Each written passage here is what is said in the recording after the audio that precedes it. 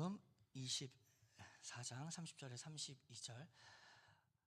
바로 그때 바로 그 은혜, 바로 그때 바로 그 은혜라는 제목으로 하나님 말씀 나누겠습니다. 성경의 복음서를 읽어보면은 주님은 제자들하고 많이 얘기를 하십니다. 어디에서, 길 위에서 길을 걸으시며 대화하시고 또 말씀을 가르치셨습니다. 또 길 위에서 사람들이 다가와서 질문을 하면은 잠깐 그 걸음을 멈추시고 그들의 고민 그리고 고통에 대하여 대답해 주십니다. 이렇게 예수님은 사실은 이렇게 강단 위에서 설교하시는 것보다는 길 위에서, 그러니까 그들의 삶의 그 현실과 현장 속에서 펼쳐지는, 이동하는, 움직이는 설교를 하셨습니다. 오늘 우리가 함께 살펴볼 누가복음 24장의 말씀도 주님께서 어떤 사람들과 함께 걸어가는, 그러니까 특별한 산책이죠. 그것에 관한 이야기입니다. 부활의 아침, 빈무덤, 그리고 천사들의 나타남, 이러한 것으로 제자들은 이제 충격에 빠져 있었고 혼란에 빠져 있었습니다. 이게 다 무슨 일인가? 놀랍지만 정말 그러한가라는 삶의 불확실성에 휩싸였던 날이 바로 오늘이었습니다. 오늘의 이야기의 배경은 예루살렘에서 수킬로미터 이제 떨어진 엠마오라는 마을로 가는 겁니다. 두 사람이 안식 후 첫날 예수님께서 십자가에 달리신 그날을 뒤로하고 이제 다시 고향으로 다시 돌아가는 길이었습니다. 그런데 이 발걸음은 무거웠죠. 그리고 슬픔이 가득했습니다. 또 피곤했습니다. 그러면서 이제 서로 묻게 됩니다. 이게 무슨 일인가? 도대체 어떤 일이 일어나는가? 우리가 믿어왔던 그리고 의지했던 그분은 어떻게 됐는가? 그렇다면 이제 우리는 그분만 따르고 여기까지 왔는데 이제 그러면 우리는 어떻게 되는가? 라는 질문을 서로에게 한 것입니다. 그들이 바랬던 예수님은 누구였냐면 로마로서 로마의 압제, 그러니까 로마 아래에 있었으니까 마치 일본처럼 한국이 있었던 것 같이 그런 고통스러운 현실 속에서 엄청나게 많은 세금을 또한 내고 있었으면서 이 고통을, 현실의 고통, 현실의 아픔을 해결해 줄 이스라엘의 구원자를 찾고 있었습니다. 그러나 그러한 기대는 완전히 무너졌죠. 십자가 앞에서 유대인의 왕이라고 했던 그 명패, 그 모든 것이 다 산산조각 났습니다. 빈무덤이 있었다라는 소식을 들었지만 오히려 더 혼란스러울 뿐이었습니다. 그게 맞는가? 그러면서 예루살렘을 이제 뒤로 하고 다시 다 포기하고 옛날의 일상으로 다시 도망가는 것입니다. 그들이 이러한 깊은 절망 가운데 대화를 서로 나누는데 갑자기 어떤 한 남자가 등장하게 됩니다. 그러면서 같이 걷는 겁니다. 갑자기 와가지고 그 사람을 제자들은 알아보질 못했습니다. 왜냐하면 지금 당장에 자기에게 문제가 너무 크고 슬픔이 너무 크기 때문에 그것을 누군지를 알아보지 못했죠. 그래서 그 갑자기 온 그 사람이 왜 이렇게 슬퍼하느냐라고 묻습니다. 그랬더니 그 두 사람이 얘기하는 것을 당신 역시 예루살렘에 지금 오고 있으면서 최근에 일어난 이 엄청난 일에 대해서 왜 전혀 알지 못하느냐라고 그러면서 대충 대답을 하게 됩니다. 지금 옆에 누가 있냐면 예수님이 있는데 대화를 하는데도 알지 못한다. 오히려 왜 그걸 모르냐라고 말하는 것이죠.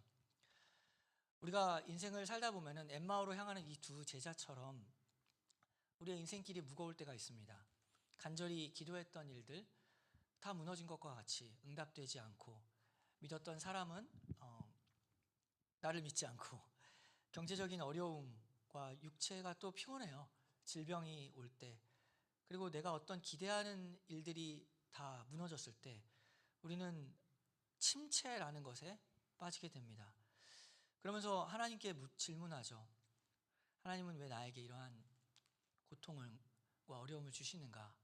예수님 믿으면 행복한 줄 알았는데 왜 이렇게 더 힘든 건 아니지만 왜 똑같은가? 아무런 차이가 없는가? 그러면서 사실은 그 마음속에 실망을 가지고 은근히 점점 그 영적인 자리에서 멀어지게 됩니다. 어차피 믿으나 안 믿으나 결국엔 똑같다면, 현실은 변하지 않는다면 어떻게 보면은 이렇게 부담 갖지 않고 내 마음대로 살아가는 게 더 낫지 않을까. 맞죠? 예수님을 믿고 살아간다는 것은 쉬운 일이 아닙니다. 쉽게 하는 방법은 있죠. 주일 예배 딱 드리고 내가 할 것 다 하고 헌금 조금 내고 이렇게 다 할 것만 하면은, 그런 것은 종교적인 생활을 한다라면은 스트레스를 받을 것이 그렇게 없습니다. 그러나 예수님을 진짜 믿는다는 것은 이렇게 주일에 한 번 이렇게 뭐 행사 치르는 게 아니라 내 삶의 전체가 다 움직여지는 얘기이기 때문에 그렇습니다. 그래서 어려운 겁니다. 안 걸려있는 부분이 없기 때문에. 모든 삶의 영역에서, 모든 삶의 관계에서 하나님의 자녀로서 어떻게 살아가야 하는가라는 이 질문이 늘 앞에 나에게 오게 됩니다. 직장생활 마찬가지죠. 하나님의 자녀는 어떻게 직장생활을 해야 되는가? 어떻게 직장에서 관계를 맺어야 되는가? 하나님의 자녀는 돈에 대해서 어떻게 생각하고 자녀 교육은 또 어떻게 시켜야 되는가? 이 모든 질문들이 우리에게 다 다가오게 됩니다. 예수님을 믿는 가정은, 또 부부는 어떻게 그 관계를 이루어 가야 하는가? 그것을 우리의 삶으로 대답을 해야 되기 때문에 그렇습니다. 사실 모두가 다 약하기 때문에 성질 같아서는 다 내 마음대로 하고 싶지만 우리가 하나님이 계시다는 것을 알고 또 그분의 사랑을 받았다는 것을 알고 하나님과의 관계가 있고 인격이 있고, 그렇기 때문에 늘 주님 앞에 또 나아가서 다시 생각을 해야 될 때가 참으로 많이 있습니다. 그때마다 사실은 기도하면서 주님께 묻는 거죠. 어떻게 해야 합니까? 어떤 결정을 내리고 어떻게 살아가야 합니까? 때로 내 스스로 감당하지 못하는 그러한 순간들도 많이 찾아오게 됩니다. 근데 그럴 때마다 우리가 오늘 본문에서 기억해야 할 것이 있죠. 15절을 보면, 오늘 본문의 배경이 되는, 함께 읽었던 본문의 배경이 되는 15절을 보면 이렇게 나와 있죠. 그들이 서로 이야기하며 문의할 때에 예수께서 가까이 이르러 그들과 동행하시나. 그들이 서로 이야기했던 것은 절망이었습니다. 자기 스스로 해결할 수 없는 일들, 그리고 고개를 푹 숙이고 걷고 있을 때 누군가 찾아왔다라는 사실입니다. 부활하신 예수님이 조용히 그들과 함께 그들에게 다가와서 발을 맞추고 계셨다라는 사실이죠. 여기서 특별한 말이 나옵니다. 가까이 이르러, 그리고 동행했다. 동행이라는 표현이 나오죠. 특별한 말입니다. 동행이라는 표현. 헬라어에도 나오지만 동행이라는 것은 생각해보면 그냥 같이 걸어가는 게 동행은 아닙니다. 동행은 함께 그 사람을 알고 또 목적지가 같아야지 동행이죠. 그러니까 우리가 서울역에서 수많은 사람들을 만나도 같이 이제 기차역에서 걸어가고 있지만 어떤 사람은 부산으로 가는 KTX를 타고 어떤 사람은 인천으로 간다면은 지금 우리는 동행하고 있는 게 아니라 그냥 잠깐 스쳐가고 있는 것이죠. 같이 옆에서 걸어도 스쳐가고 있는 것입니다. 근데 지금 이 엠마오의 두 제자는 어디로 가고 있냐면, 목적지가 같아야지 동행인데 예수님은 그들과 동행했다고 하는데, 지금 이들이 가는 방향이 어디냐면 예루살렘과 떨어진 반대 방향인 엠마오가 그들의 목적지입니다. 그런데 동행이라면 목적지가 같아야 되는데 예수님의 목적지는 엠마오가 아니죠. 예수님이 지금 엠마오로 갈 필요는 없었습니다. 그러니까 동행이라는 표현을 쓴다라는 것은 예수님의 목적지는 이들과 동일했어야 되는데 예수님의 목적은 무엇이었냐면, 이들이 가는 방향은 엠마오였지만, 그들이 결정한 방향은 엠마오였지만 예수님은 왜 동행했느냐? 예수님의 목적지는 바로 이 두 사람이었기 때문에 그렇습니다. 그렇기 때문에 예수님이 지금 목적하는 바는, 그들과 함께 동행하는 것은 다른 어디에 가는 게 목적이 아니라 바로 이 사람, 이 두 사람 자체가 예수님의 목적지입니다. 예수님의 목적이 바로 이 사람이라는 거죠. 이 두 사람, 예수님이 함께 걸어간 이유, 이 두 사람 때문에 그렇습니다. 그런데 그들의 반응은 무엇이냐면 16절을 보면 그들의 눈이 가리워져서 그인 줄 알아보지 못하거늘 예수께서 이르시되 너희가 길 가면서 서로 주고받는 이야기가 무엇이냐 하시니 두 사람이 슬픈 빛을 띠고 머물러 서더라. 예수님을 알아보지 못한 이유가 뭘까요? 같이 걸어가고 있는데. 왜냐하면 지금 이 사람들에게는 예수님 죽었다, 다 끝났다, 이제 더 이상 희망이 없다, 이거 지금 당한 자기의 이 현실과 고통만 보이는 겁니다. 다른 게 보이지가 않는 겁니다. 옆에 있어도 그것만 보이는 거죠. 다른 것은 전혀 보이지 않기 때문에 지금 예수님을 알아보지를 못하는 것이죠.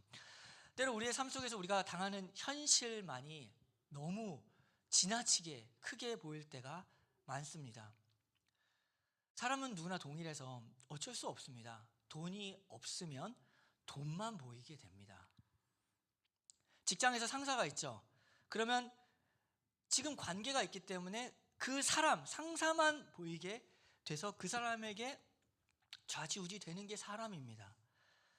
그런데 거기다가 누군가는 뭐 라떼를 말하죠. 야, 나 때는 더 했어.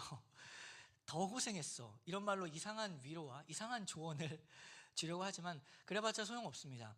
그거는 그 사람 일이고, 사람 힘든 거는 내가 지금 힘들면 그게 제일 힘든 겁니다. 뭐 얘기를 해봤자 소용없어. 내가 힘들면 그게 제일 힘든 거죠. 그건 너 때 일이고 라떼 일이고 내가 힘들면 힘든 겁니다. 그래서 누구나 다 내가 받는 이 힘든 현실이 내 삶의 전부인 것처럼 보이는 것이죠.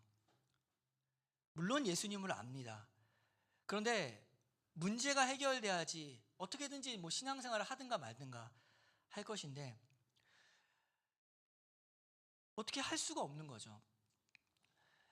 그럴 때마다 우리의 현실을 생각해 보면 현실은 이 세상을 살아가는 것은 참 슬픈 겁니다. 사람은 너무나 약하고 스스로 해결할 수 없는 일들이 참 많이 있습니다. 당장에 기름값 올라버리면 뭐 어떻게 할 수가 없는 거죠. 개인이 해결할 수도 없고 나라도 지금 현재 해결할 수가 없습니다. 아무리 지혜로운 사람도 이 문제를 해결할 수가 없는 거죠. 그저 전쟁이 멈추기를 우리는 기다릴 수밖에 없는 것입니다. 누구나 다 이런 어쩔 수 없는 일들을 당하게 되면 누구나 다 고통받는 것이고 누구나 다 막상 앞에 감당할 수 없는 일이 닥쳐버리면 어쩔 수 없이 사람은 그 문제밖에는 보지 못하는 것입니다. 그런데 그러한 지금 엠마오로 가고 있는 자기 문제밖에 보이지 않았던 바로 그 두 사람에게 예수님이 지금 찾아오셨다라는 거죠. 내 가족밖에는 보지 못하는 바로 우리들에게 우리의 슬픔, 내가 당한 고통이 너무 커서 주님을 알아보지 못할 때 그들에게 가까이 오셔서 그들과 함께 걸어가셨습니다. 그리고 질문하시죠. 17절을 보면 예수께서 이르시되 너희가 길 가면서 서로 주고받고 하는 이야기가 무엇이냐 하시니 두 사람이 슬픈 빛을 띠고 머물러 서더라. 지금 질문하십니다. 너희가 지금 무슨 이야기를 하고 있느냐? 너는 지금 무슨 이야기를 하고 있느냐? 전지전능한 예수님이 모르셔서 물어본 게 아니죠. 알고 있는데 물어본다라는 건 목적이 뭐죠? 예수님 궁금해서가 아니라 그 두 사람이 지금 무슨 이야기를 하고 있는지를 생각해 보라는 겁니다. 그래서 질문하시는 거죠. 지금 우리는 무엇 때문에 이렇게 슬퍼하는가? 무엇 때문에 이렇게 힘들어하는가? 우리가 때로 말씀을 읽을 때, 설교를 들을 때 내가 지금 왜 이렇게 마음이 어려운가? 나는 무엇을 고민하고 있었던가? 왜 힘든가? 라는 질문이 우리 마음속에 들 때가 있습니다. 그게 성령님이 일하시는 순간이죠. 나를 바라보게 되는 거, 나에게 질문이 오는 거. 나는 지금 이렇게 걸어가고 있는데 무엇을 위해 이렇게 달려가고 있는가? 그러면서 말씀을 통해서 질문이 옵니다. 내가 지금 어디에 서 있는지, 어디를 향해 가고 있는지, 그리고 지금 누구와 함께 있는지를 보게 하시는 거죠. 이 제자들은 예수님에게 말하면서 이제 질문을 받고 자기 생각을 정리를 합니다. 이제 말하면서 정리하는 사람인데 이 부분이 참 재밌습니다. 19절부터 27절까지 자기가 이렇게 말을 하면서, 예수님의 질문에 대한 말을 하면서 지금 자기가 무엇을 하고 있는지 말하면서 정리하죠. 19절을 보면 이르시되 무슨 일이냐 이르되 예수의 일이니 그는 하나님과 모든 백성 앞에서 말과 일에 능하신 선지자의 권을, 이게 지금 정리하고 있는 겁니다. 자기 우리 대제사장들과 관리들이 사형 판결을 넘겨줘 십자가에 못 박았느니라. 우린 이 사람이 이스라엘을 속량하라 할 자라고 바랐노라. 이뿐 아니라 이 일이 일어난 지가 사흘째요. 또한 우리 중에서 어떤 여자들이 우리를 놀라게 하였으니 이는 그들이 새벽에 무덤에 갔다가 그의 시체는 보지 못하고 와서 그가 살아났다 하는 천사들의 나타남을 보았다 함이라. 지금 정리하는 거죠. 자기가 지금 왜 이러는지. 그런데 이렇게 됐다. 제자들은 자신들이 예수님에게 걸었던 기대, 그 기대가 어떻게 무너졌는지, 그리고 여자들이 전해준 빈무덤, 믿기 어렵다, 그것을 다 지금 쏟아내는 겁니다. 이 처음 본 사람한테. 그들의 눈에는 여전히 무엇만 가득했냐면 지금 당한 이 현실만, 그리고 자기가 볼 때 판단만 지금 가득했습니다. 이때 이 이야기를 다 들어주시는 예수님께서 마침내 입을 여시죠. 그런데 다 얘기를 듣고 나서 했던 얘기가 위로이면 좋겠는데 위로가 아니라 굉장히 갑자기 싸늘하게 하는 말을 탁 던집니다. 25절을 보면 이르시되 미련하고 선지자들이 말한 모든 것을 마음에 더디 믿는 자들이여. 얘기를 부드럽게 하시고 그 다음에 다 들어주시고 나서는 굉장히 강하게 얘기하시죠. 미련하고 마음에 더디 믿는 자들이여. 정신 바짝 차리게 하는 겁니다. 예수님 이렇게 옆에 있는데 지금 어디를 보고 있느냐? 왜 눈을 뜨지 못하냐? 지금 내가 여기 옆에 있는데. 잠자고 있는 그들의 신앙에 대해서 찬물 확 끼얹어 버리죠. 미련하고 왜 더디 믿느냐? 지금 깨어나라 라는 겁니다. 일어나라. 그래서 그 문제보다 옆에 있는 사람을 봐라. 누가 너와 함께 하고 있느냐? 지금 옆에 있는 나를, 예수 그리스도를 바라보라. 정신 확 차리게 하는 말입니다. 이어서 예수님은 정신을 차리게 하시고 그 다음에 지금 무슨 일이 일어나고 있는지, 네가 보고 있는 것이 아니라 실제 무슨 일이 일어나고 있는지를 가르쳐 주시죠. 26절을 보면 이렇게 말합니다. 그리스도가 이런 고난을 받고 자기의 영광에 들어가야 할 것이 아니냐. 이에 모세와 모든 선지자의 글로 시작하여 모든 성경에 쓴 바 자기에 관한 것을 자세히 설명하시니라. 지금 끝난 게 아니라 이제 시작했다. 부활했다. 이제 시작하고 있는 소망의 시간인데 왜 절망하고 있느냐? 지금 계속 얘기했던 게 이제 일어나고 있는데 왜 어떻게 지금 뭘 생각하고 있느냐라는 것이죠. 그것을 다 알려주셨습니다. 그들이 오해했던 십자가, 그리고 좌절했던 십자가는 실패가 아니라 승리다. 이제 시작했다. 부활했다. 라고 말하는 겁니다. 성경의 진리가 선포될 때 이제 엠마오로 향하던 그들의 그 절망에서 이제 기쁨과 소망의 길로 변화되기 시작하는 것이죠. 우리는 사실 많이 우리의 좁은 시야와 그리고 지난날의 경험으로 하나님의 지금 이 순간의 일하심을 판단하게 됩니다. 그래서 고통이 오면, 예수 믿었는데 고통이 오면 바로 좌절해버리죠. 그러나 예수님 믿었기 때문에 이제 시작하는 삶의 일들인데 그거 보이는 이 현실만 가지고 절망할 때 주님이 우리에게 말씀하시는 겁니다. 영적인 눈을 뜨게 하시는 겁니다. 하나님의 계획이 무엇인지, 너를 향한 하나님의 계획과 함께 일하는, 동행하는 하나님의 일하심이 무엇인지를 보여주는 것이죠. 그래서 우리는 하나님의 계획을 알기 위해서 예수님이 구약과 신약을 말해준 것처럼 하나님의 계획을 알기 위해서 하나님의 말씀으로 다시 돌아가야 합니다. 성경을 읽을 때 그저 어떤 좋은 이야기, 윤리적 교훈, 그리고 나의 삶에 조금 변화를 주는 어떤 충고, 그리고 인생과 관계를 잘 해결해 나가는 그런 것만을 찾으려 해서는 안 됩니다. 창세기부터 요한계시록까지 성경의 모든 그 페이지에서 예수 그리스도의 십자가를 이야기하고 있고 예수 그리스도의 부활을 향해 가고 있다라는 것.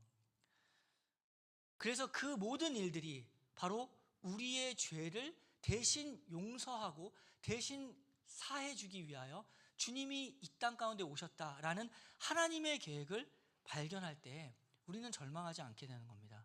왜 신앙이 무기력해지냐면 말씀 속에서 살아계시고 지금 나와 동행하시는 그 예수 그리스도를 바라보지 못할 때 우리의 신앙이 무기력해집니다. 지금 함께 걷고 있는, 같이 걷고 있는 예수님을 보지 못하는 것이죠. 그러니까 내 지금 문제만 이만하게 보이는 겁니다. 지금 이만하게 옆에 계신 예수님이 계신데도 그것만 보이기 때문에 무기력한 것이죠. 우리의 눈을 열어주시는, 우리에게 설명하시고 말씀해 주시는 예수 그리스도를 바라볼 때 우리의 신앙이 회복됩니다. 어느덧 이 함께 걸어가는 길에서 엠마오에 이제 왔습니다. 날이 저물어 가죠. 제자들은 이 사람의 말에 깊은 감동을 받고 그래서 간절히 요청합니다. 밥을 같이 먹자. 여기까지 왔는데 함께 먹자. 그래서 저녁 식사를 하자고 예수님께 말하죠. 근데 아직은 모르지만 그분에게 말합니다. 28절을 보면 그들이 가는 마을에 가까이 가매 예수는 더 가려 하는 것 같이 하시니 그들이 강권하여 이르되 우리와 함께 유하시나이다. 유하사 때가 저물어가고 날이 이미 기울었나이다. 아니 이에 그들과 함께 유하러 들어가시니라. 예수님은 더 가려고 하는데 이 사람이 지금 강권해서 두 사람이 초대하는 겁니다. 그래서 딱 식사를 하는데 이 낯선 사람이 행동이 이상합니다. 왜냐하면 지금 손님이잖아요. 그럼 손님이 대접을 받아야 되는데 그 대접하려고 이렇게 모셨는데 오히려 손님이 이 지금 식사의 주도권을 잡고 초대한 사람이 주인이 돼서 주인이 떡을 떼고 또 식사 기도를 하고 이렇게 그 식사를 인도하는 겁니다. 완전히 상식이 아닌 행동이죠. 지금 손님이 주인이 돼서 식탁의 주인이 돼서 떡을 가지고 그들에게 떼어 주시는 겁니다. 30절을 보면 그들과 함께 음식 잡수실 때에 떡을 가지사 축사하시고 떼어 그들에게 주시니 그들의 눈이 밝아져 그인 줄 알아보더니 예수는 그들에게 보이지 아니한지라. 지금 누가 손님인지 모르는 겁니다. 그런데 이 식탁의 주인이 자연스럽게 그들도 받아들이게 되는 거죠. 저 사람이 주인이다. 그래서 그 사람이 떡을 떼고 축사하시고 오히려 주는 겁니다. 그 순간 제자들의 눈이 번쩍 띄었죠. 눈이 밝아졌다라고 했죠. 알게 된 겁니다. 이 식탁의 주인이 누구였는가? 아, 옛날에 오병이어 수천 명 먹으실 때 그때 어떤 사람이 축사하고 떡을 떼어줘서 우리에게 주지 않았는가? 예수님이 그러지 않았는가? 지금 이 죄인과 세리들의 식탁에서 그들에게 베풀었던 그분, 나는 생명의 떡이니 내게 오는 자는 결코 줄이지 아니할 것이라고 말했던 바로 그 예수님, 그때 안 거죠. 다시 기억난 거죠. 바로 그때 내가 경험했던 그 은혜, 바로 그때 내가 경험했던 그 사랑이 지금 이 순간에 떠오르게 된 겁니다. 그래서 눈이 밝아지게 되는 예수님이다. 아, 내가 같이 걸어갔던 이분, 나에게 모든 것을 공급하시고 먹이시고 입히셨던 바로 그분 예수님이다 라는 것을 이제 깨닫게 된 겁니다. 나를 위해서 십자가에서 찢기신 예수님의 살과 피, 나 살리기 위해서 참된 양식을 주셨다. 그 순간 알아보게 된 것입니다. 예수님이구나. 살아나셨다. 나를 살리기 위해 주님이 살아나셨다라는 것을 알게 된 거죠. 이 식탁의 참된 주인은 내가 손님이라고 생각했지만 이분이 주인이시다. 내가 주인 삼았던 것, 내가 전부라고 생각했던 것, 나의 먹을 것과 입을 것과 의식주, 집, 그리고 돈과 이 모든 것들, 그리고 내가 움켜잡고 있던 나의 책임들까지도 그 참된 주인은 예수님이구나. 예수님께 이 모든 것들을 넘겨드릴 때 비로소 예수님을 알아보게 됩니다. 주님께 맡길 때 지금 여기에 누가 계신지, 나와 함께 누가 있는지, 나의 인생길에 누가 함께 동행하는지를 알아보게 되는 거죠. 그래서 32절을 보면 그들이 서로 말하되 길에서 우리에게 말씀하시고 우리에게 성경을 풀어주실 때에 우리 속의 마음이 뜨겁지 아니하냐 너냐 하고. 왜 뜨거워졌다는 거죠? 차가웠기 때문에 그렇습니다. 무겁고 현실만 보였던, 그러니까 마음이 어렵고 차갑고 식어졌던 절망의 마음들. 그러나 그가 우리에게 말씀하시고 그가 우리에게 성경을 풀어주실 때에 그들의 마음에 성령의 불길이 타오르기 시작했습니다. 이제 불이 붙은 제자들, 그 마음에 뜨거움이 있었던 제자들은 가만히 있을 수가 없죠. 다시 돌아가는 겁니다. 갑자기 일어나서 지금 다시 왔던 그 예루살렘으로 다시 돌아가는 거죠. 33절을 보면 오늘 읽었던 곧 그때로 일어나 예루살렘에 돌아가 보니, 곧 그때로 일어나 바로 그 순간 깨닫자마자 그때로 일어나서 돌아가서 11제자 및 그들과 함께한 자들이 모여있어 말하기를 주께서 과연 살아나시고 시몬에게 보이셨다. 여기까지는 털털 털면서 절망의 발걸음을 걸어왔습니다. 근데 나와 함께 동행했던 예수님을 발견하고 살아계신 예수님을 발견하고 이제는 뛰어가는 거죠. 그래서 달려가서 주님 살아나셨다라고 부활의 기쁜 소식을 전하는 증인이 되었습니다. 우리 역시도 주님을 만났을 때 바로 그때 바로 그 은혜가 있었죠. 뜨거운 감격과 열정이 있었습니다. 누구에게나 바로 그때 바로 그 은혜와 그 사랑이 있었습니다. 그러나 시간이 지나고 세상을 살아가면서 세상이 점점 큰 겁니다. 근심이 있고 살기가 쉽지 않고, 그리고 어떤 말하지 못하는 하나님에 대한 실망감과, 그리고 나 자신에 대한 실망감과 죄의 습관들로 그 뜨거움이 다 사라져버렸던 시간들이 있습니다. 그러나 다시 한번 생각해 보시면 스스로 타오르는 것은 사람이 아닙니다. 태양만 스스로 타죠. 그렇기 때문에 우리 모두에게는 이렇게 우리를 뜨겁게 하시는 예수님의 말씀이 누구에게나 필요합니다. 계속적으로 하나님께서 우리에게 말씀해 주셔야 되는 거죠. 그래서 우리는 예수님의 말씀을 이렇게 성경을 펴고 또 기도하고 주님과 동행하며 가까이 가서 주님이 우리에게 말씀하신 것을 들을 때 우리의 마음에 뜨거움이 다시 찾아오게 됩니다. 사실 교회는 뜨거워져라 뜨거워져라, 왜 안 뜨거우세요? 라고 막 이렇게 말하는 것이 아닙니다. 전도 왜 안 하세요? 전도하세요. 헌금하세요. 또 사역하세요. 봉사하세요. 이렇게 강요할 것이 아니라 먼저 우리가 주를 향한 나의 마음이 주의 말씀으로 인하여 뜨거워지기를 우리가 함께 기도해야 됩니다. 마음이 없는데 할 수는 없는 겁니다. 누구나. 하나님이 우리의 마음을 뜨겁게 해주셔야 됩니다. 그리고 뜨거워진 사람은 침묵할 수가 없습니다. 바로 이 제자들처럼 정말 얼마나 많이 차가워졌는지 모릅니다. 근데 주님이 그들에게 찾아오셔서 말씀하시고 뜨겁게 하셨죠. 십자가의 은혜, 나를 살리신 그 은혜가 너무 크기 때문에 그 은혜로 인하여 복음을 전하게 되죠. 하나님을 사랑하는 마음, 하나님을 향한 뜨거운 마음이 먼저입니다. 부활절이죠. 예수님 살아나신 것을 기념하는 날입니다. 그리고 우리가 확인해야 될 것, 그 엠마오로 걸어갔던 그 제자들, 부활절인데 그렇게 막 안 기쁠 수 있습니다. 이게 뭐지? 부활절이라고 하는데 나의 마음은 그렇지 않을 수 있죠. 그러나 예수님이 지금 말씀하시죠. 예수님이 함께 하시죠.